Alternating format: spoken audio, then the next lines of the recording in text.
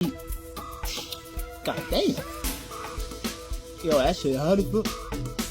So this is the African bird pepper, also known as cayenne pepper. And the active ingredient in this is capsaicin. You see the capsaicin in this pepper here? It's good for pulmonary heart disease. It's good for high blood pressure. It's good for blood cleansing. It's good to make your woody stand up. If the blood flow can't go down there to where it needs to go to make your woman happy, this will make her happy. This will make the woody stand up, right? And it's a very, very hot pepper.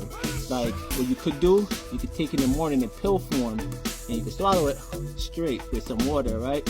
And when I say hot, I mean hot. But like, when you bite into it, you'll feel the heat. God damn. Yo, that shit hot as fuck. Yo.